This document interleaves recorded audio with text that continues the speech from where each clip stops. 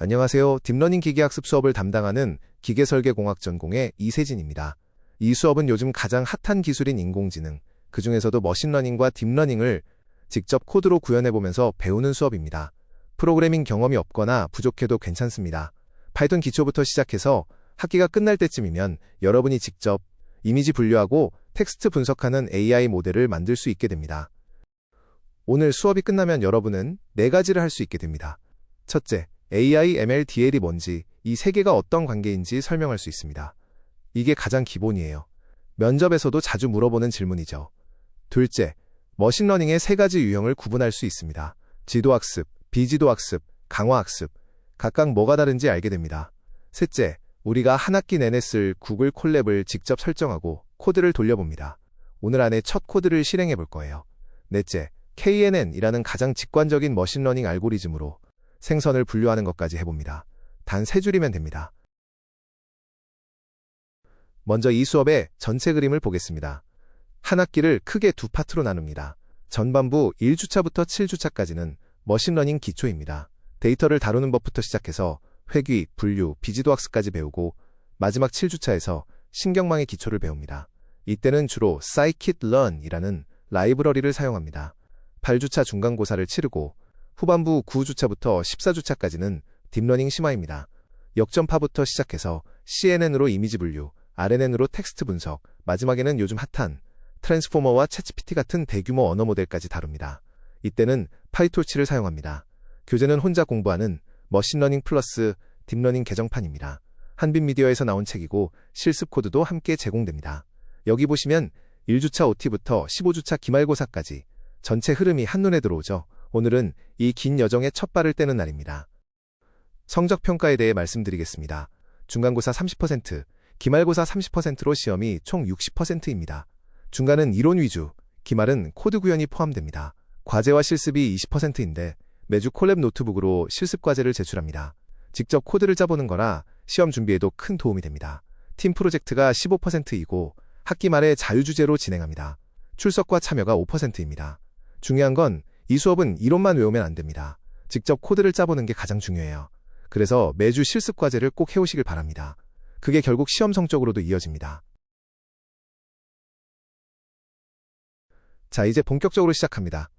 인공지능, AI란 뭘까요? 한마디로 정의하면 인간의 지능을 모방하여 학습하고 추론하고 판단하는 컴퓨터 시스템입니다. 핵심 능력이 4가지가 있는데요. 첫째, 학습, 데이터에서 패턴을 찾아내는 능력. 예를 들어 고양이 사진 1만 장을 보면 아, 이게 고양이구나 라고 스스로 특징을 학습하는 거죠. 둘째, 추론, 학습한 걸 새로운 상황에 적용하는 능력. 한 번도 본 적 없는 고양이 사진도 이건 고양이다 라고 판단할 수 있는 거예요. 셋째, 인식, 이미지나 음성을 이해하는 능력. 여러분 스마트폰의 얼굴 인식, 시리 음성 인식이 다 이겁니다. 넷째, 자연어 처리, 인간의 언어를 이해하고 생성하는 능력. 챗GPT가 대표적이죠. 아래 AI 활용 분야를 보시면 의료, 금융, 교통, 교육 등 이미 거의 모든 분야에 AI가 쓰이고 있습니다. 이제 가장 중요한 개념입니다. AI, ML, DL의 관계예요. 면접에서도 단골 질문이니 잘 기억하세요. 이 3가지는 포함 관계입니다. 러시아 인형 마트료시카처럼요.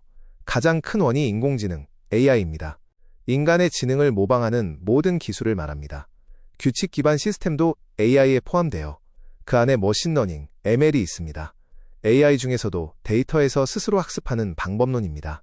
사람이 일일이 규칙을 짜주는 게 아니라 데이터를 주면 기계가 알아서 패턴을 찾는 거죠. 그리고 ML 안에 딥러닝, DL이 있습니다. 머신러닝 중에서도 심층 신경망을 사용하는 방법입니다.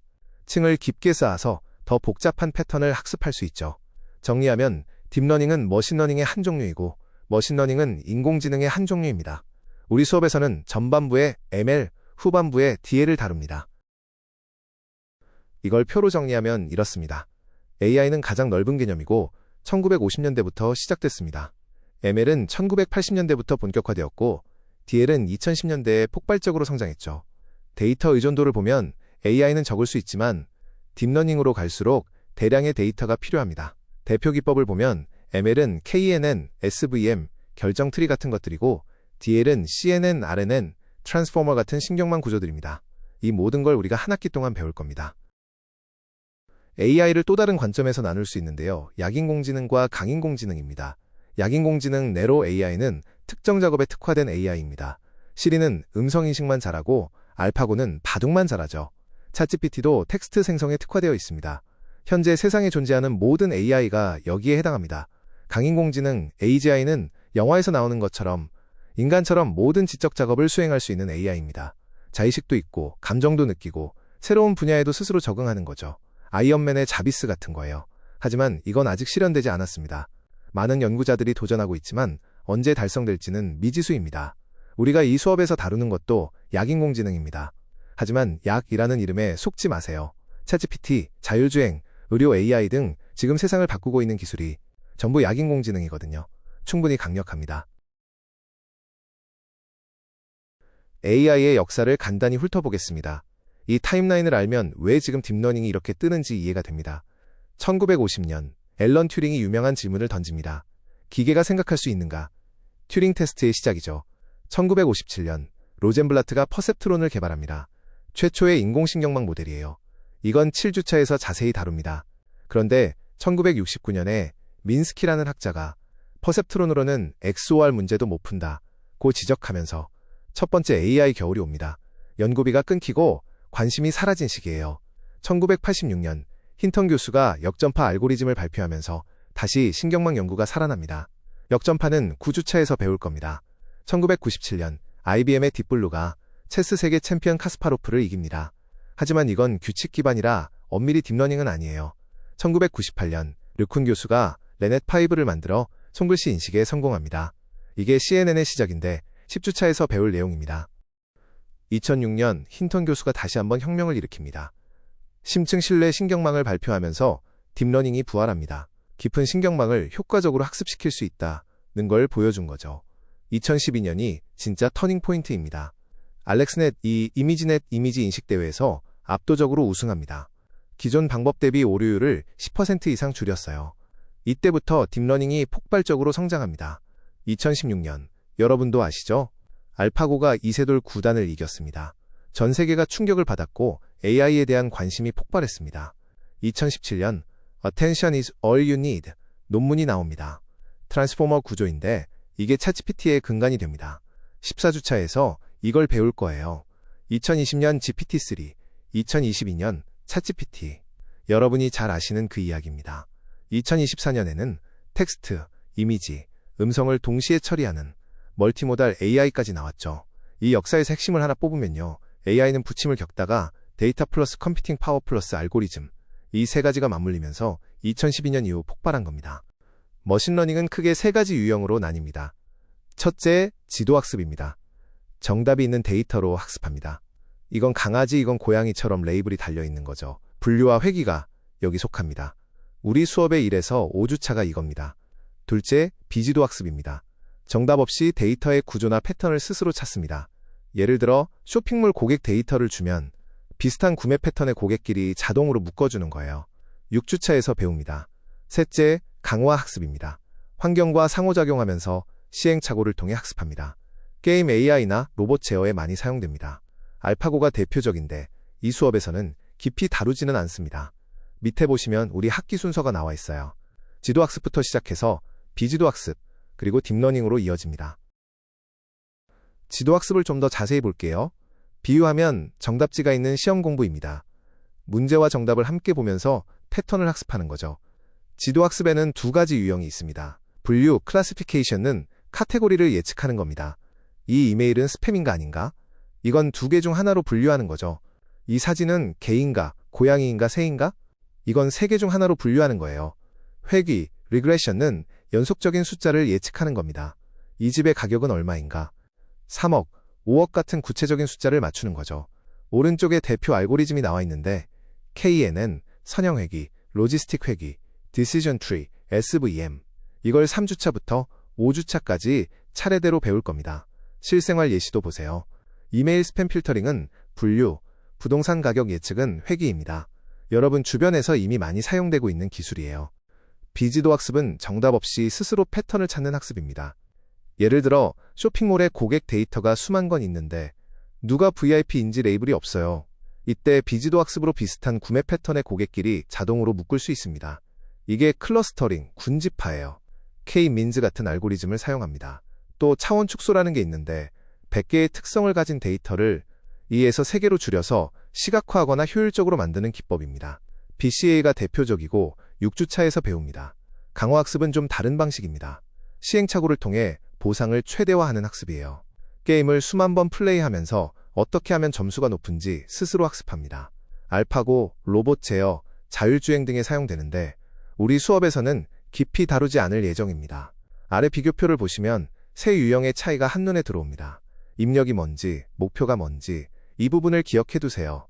이론만 하면 재미없으니까 실생활 사례를 보겠습니다. 여러분 넷플릭스 쓰시는 분 있죠? 넷플릭스에서 이 영화 추천하는 거 보신 적 있죠? 놀라운 건 넷플릭스 시청의 80%가 추천 알고리즘에 의한 것이라는 겁니다. 어떻게 하는 걸까요? 여러분이 본 영화, 평점, 검색 이력 등을 분석합니다. 그리고 비슷한 취향의 다른 사용자들이 뭘 봤는지 참고하죠. 이걸 협업 필터링이라고 합니다. 또 콘텐츠 자체의 특성, 장르, 배우, 감독 등을 분석해서 비슷한 콘텐츠를 추천하는 콘텐츠 기반 필터링도 사용합니다. 요즘은 이 두 가지의 딥러닝까지 결합한 하이브리드 방식을 씁니다.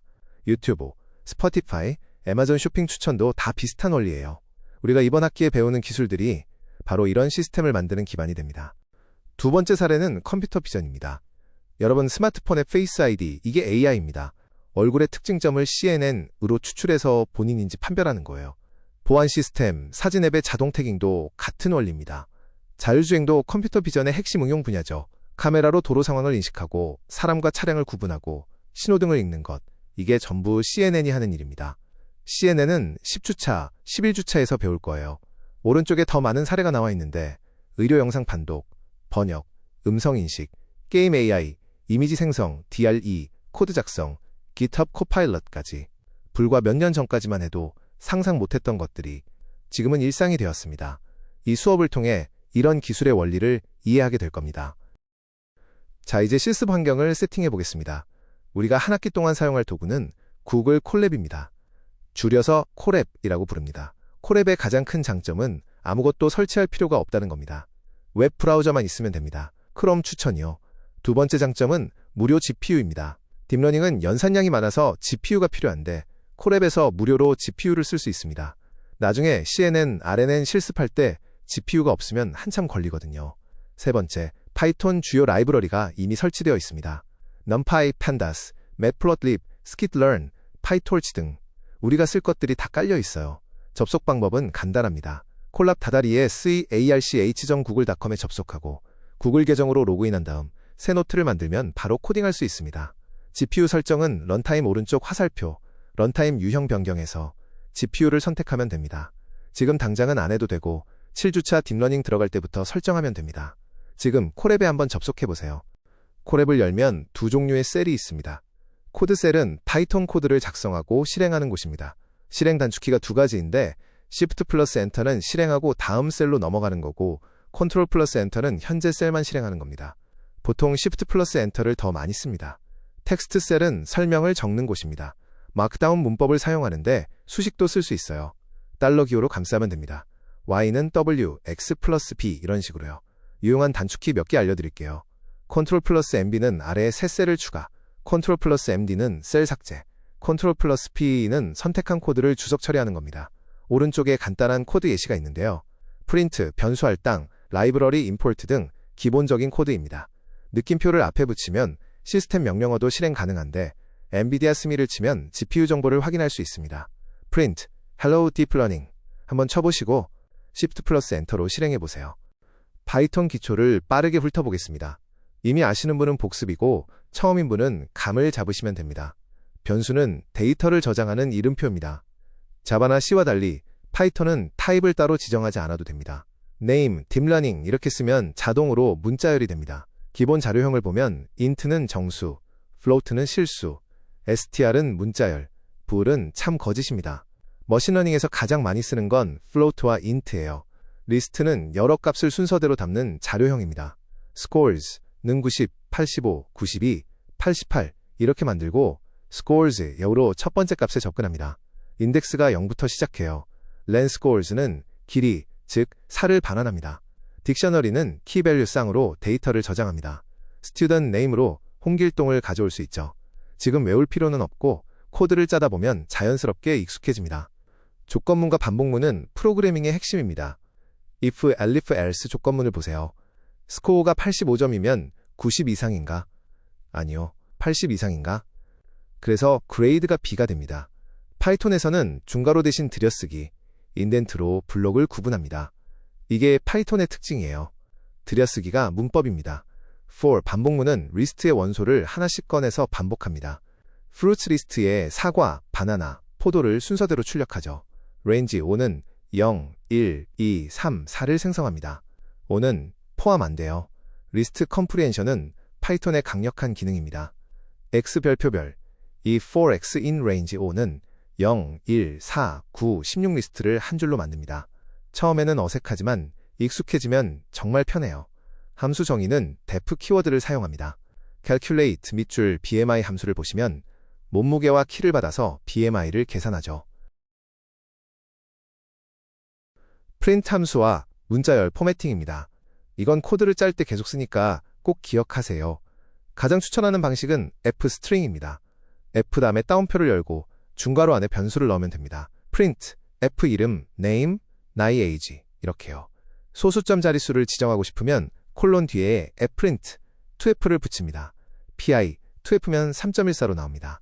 머신러닝에서 정확도나 손실값, 출력할 때 항상 이 형식을 쓸 거예요. sep과 and 매개 변수도 알아두면 좋습니다. sep는 값들 사이의 구분자, and는 출력 끝에 붙는 문자를 바꿉니다. 이건 외우려고 하지 말고 실습하면서 자연스럽게 익히면 됩니다. 콜럼에서 직접 코드를 입력하고 Shift 플러스 엔터로 실행해보세요. 자, 파이썬 기초는 여기까지 하고 이제 오늘의 하이라이트입니다. 우리의 첫 번째 머신러닝 모델을 만들어 보겠습니다. 사용할 알고리즘은 KNN, K 최근접 이웃입니다. 이름에서 느낌이 오죠? 가장 가까운 K개의 이웃을 본다는 뜻입니다. 직관적으로 이해하면 이렇습니다. 여러분이 새 학교에 전화 왔어요. 아직 아무도 모르는데 주변에 앉은 5명의 친구를 보니 3명이 축구를 좋아하고 2명이 농구를 좋아한다면 아, 이 근처는 축구를 좋아하는 사람이 많구나. 나도 아마 축구 좋아하는 그룹에 가까운 거겠지. 이게 KNN의 핵심입니다. 가장 가까운 K개를 보고 다수결로 결정. KNN의 장점은 이해하기 너무 쉽다는 거고 단점은 데이터가 많아지면 느려진다는 겁니다. 그리고 K값을 몇으로 설정하느냐가 중요해요. K는 1이면 과대적합, K가 너무 크면 과소적합 위험이 있습니다. 우리가 풀 문제는 이겁니다. 생선 가게에서 생선이 도미인지 빙어인지 자동으로 구분하는 AI를 만드는 것. 데이터는 각 생선의 길이 CM과 무게 G입니다. 이 두 가지 정보만으로 어떤 생선인지 맞추는 겁니다. 도미는 크고 무거운 생선입니다. 길이가 25에서 35cm 정도. 빙어는 작고 가벼워요. 10에서 15cm 정도. 오른쪽에 실제 데이터가 있습니다. 도미 13마리, 빙어 8마리의 길이와 무게 데이터예요. 총 21마리의 데이터로 우리의 첫 AI를 만들어 보겠습니다. 머신러닝 용어로 정리하면 입력 특성 피처는 길이와 무게 2개이고 정답 레이블 타겟은 도미 1 또는 빙어형입니다. 이게 전형적인 이진 분류 문제입니다. 자, 코드를 보겠습니다. 놀라울 정도로 간단합니다. 먼저 데이터를 준비합니다. 길이와 무게 리스트를 합치고 np.column 밑줄 스택으로 2D 배열로 만듭니다. 그리고 정답 레이블을 만들어요. 도미 13개는 1, 빙어 8개는 0. 핵심은 이 세 줄입니다. 첫째, KNN은 네이버스 클래시파이어, N 밑줄 네이버스는 5, KNN 모델을 만듭니다. K는 5, 즉 가장 가까운 5개를 보겠다는 뜻이에요. 둘째, K는 def IT, fish 밑줄 data, fish 밑줄 target, 이 한 줄로 학습이 끝납니다. fit은 맞추다, 학습시키다 라는 뜻이에요. 셋째, KNN score, fish 밑줄 data, fish 밑줄 target, 정확도를 확인합니다. 1.0, 즉 100%가 나옵니다. 21마리 전부 맞췄다는 뜻이에요. 새로운 생선을 예측할 때는 predict를 씁니다. 길이 30cm, 무게 600g짜리 생선은 도미 이 나옵니다. 길이 10cm, 무게 10g짜리는 빙어 이 나옵니다. 정리하면 fit로 학습하고 score로 평가하고 predict로 예측. 이 세 가지가 scikit-learn의 기본 패턴입니다. 이걸 일반화하면 scikit-learn의 모든 모델은 같은 패턴을 따릅니다. 이게 정말 좋은 점이에요. 1번 모델 생성, 모델는 손모델, 매개 변수. 2번 학습, 모델, def IT, x, 밑줄 트레인, Y, 밑줄 트레인. 3번, 예측, 모델.predict, X, 밑줄 테스트. 4번, 평가, 모델.score, X, 밑줄 테스트, Y, 밑줄 테스트. KNN 2든, 선형회귀든, decision tree든, SVM이든, 전부 이 4단계를 따릅니다. 모델 이름만 바꾸면 되는 거예요. 예를 들어 3주차에서 배울 선형회귀를 쓰고 싶으면 네이버스 클래시파이어 대신 라이너 리그레션만 넣으면 됩니다. 나머지 fit, predict, score는 동일합니다. 이 패턴을 한번 익히면 나머지는 쉽습니다. 그래서 오늘 이 패턴을 확실히 기억해 두세요. KNN의 작동 원리를 좀 더 깊이 보겠습니다. 가장 가까운이라는 건 어떻게 측정할까요? 유클리드 거리를 사용합니다. 두 점 사이의 직선 거리예요. 피타고라스 정리 아시죠? D는 SQRT X1-X2 플러스 Y1-Y. 이 공식으로 모든 데이터와의 거리를 계산한 뒤 가장 가까운 K개를 뽑는 겁니다. K값에 따라 결과가 달라지는데요. K는 1이면 가장 가까운 딱 한 개만 봅니다. 노이즈에 민감해서 과대적합, 오버피팅 위험이 있어요. 하나의 이상한 데이터에 휘둘리는 거죠. K는 5 기본값이 보통 이건데 5개를 보고 다수결을 합니다. 가장 무난하고 일반적으로 좋은 성능을 냅니다. K를 전체 데이터 수로 잡으면요. 모든 데이터를 다 보고 다수결하니까 항상 같은 답이 나옵니다. 도미가 13개, 빙어가 8개니까 뭘 넣든 항상 도미라고 답해요. 이게 과소적합, 언더피팅입니다. 이 과대적합, 과소적합 개념은 3주차에서 더 깊이 다룹니다. 이제 중요한 개념 하나 더 소개합니다. 데이터 전처리입니다. 아까 우리 데이터를 보면 길이는 10에서 35cm, 범위가 25밖에 안 되는데 무게는 6에서 800g, 범위가 794나 됩니다. 이게 왜 문제가 될까요? KNN은 거리를 계산해서 가까운 이웃을 찾죠? 그런데 거리를 계산할 때 무게의 차이가 워낙 크니까 길이의 차이는 무시되다시피 합니다. 예를 들어 길이가 5cm 차이 나는 것보다 무게가 100g 차이 나는 게 거리에 훨씬 큰 영향을 미쳐요. 결국 무게만 보는 모델이 되어버립니다. 해결 방법은 표준화, 스탠더다이제이션입니다. Z는 X평균, 버버의 표준 편차. 이 공식으로 모든 특성을 평균 0, 표준 편차 1로 만들어줍니다. 그러면 길이와 무게가 비슷한 범위에 놓이게 되죠. 사이킷런의 스탠더드 스케일러를 사용하면 한 줄로 할 수 있습니다. 스케일러 .FIT으로 평균과 표준 편차를 계산하고 scalar.transform으로 변환합니다. 이 데이터 전처리는 이 주차에서 본격적으로 다룹니다. 머신러닝에서 데이터 전처리가 반이다 라는 말이 있을 정도로 중요합니다. 오늘 나온 핵심 용어들을 정리한 슬라이드입니다. 이건 사진 찍어 두시거나 실습 노트북에 메모해 두시면 좋겠습니다. 앞으로 이 용어들이 계속 반복해서 나올 거예요. 특히 기억해야 할 것들, 특성, feature, 모델에 입력하는 데이터, 길이, 무게, 레이블, 타겟, 정답, 도미, 빙어, 훈련, 트레이닝, fit, 모델을 학습시키는 과정, 과대적합, overfitting, 훈련 데이터에만 잘 맞고 새 데이터에 못 맞는 것, 과소적합, underfitting, 훈련 데이터에도 제대로 못 맞는 것. 이 용어들은 한 학기 내내 쓰이니까 지금 확실히 잡아두세요. 이번 주 실습 과제를 안내드리겠습니다. 실습 노트북 파일은 따로 공유해드리겠습니다. 실습 1. 구글 콜랩 환경 설정. 콜랩에 접속해서 새 노트를 만들고 print, hello, AI를 실행해보세요. GPU 설정도 한번 해보시고요. 실습 2. 파이썬 기초 코딩. 변수 선언, 리스트, 조건문, 반복문 등 오늘 배운 파이썬 기초를 직접 코딩해봅니다. 실습 3. KNN 맛보기. 오늘 배운 도미파이 빙어 분류 코드를 직접 실행하고 K값을 1, 3, 5, 10 등으로 바꿔보면서 결과가 어떻게 달라지는지 관찰해보세요. 이게 제일 재미있을 겁니다. 실습 노트북에 자세한 설명과 코드가 준비되어 있으니 따라하시면 됩니다. 오늘 수업 내용을 간단히 정리하겠습니다. AI는 인간의 지능을 모방하는 기술, ML은 데이터에서 스스로 학습하는 알고리즘, DL은 심층 신경망을 쓰는 ML의 한 종류입니다. 머신러닝은 지도학습, 비지도학습, 강화학습 세 가지로 나뉘고 우리는 주로 지도학습과 비지도학습을 다룹니다. 콜랩에서 첫 코드를 돌려봤고 KNN으로 도미와 빙어를 분류하는 첫 머신러닝 모델도 만들어봤습니다. 다음 주에는 데이터 핸들링과 파이썬 기초를 본격적으로 다룹니다. numpy, pandas, matplotlib 이 세 가지 라이브러리를 배울 건데 이게 데이터 분석과 머신러닝의 기본 도구입니다. 질문 있으시면 지금 물어보셔도 되고 이메일이나 수업 게시판으로 남겨주셔도 됩니다.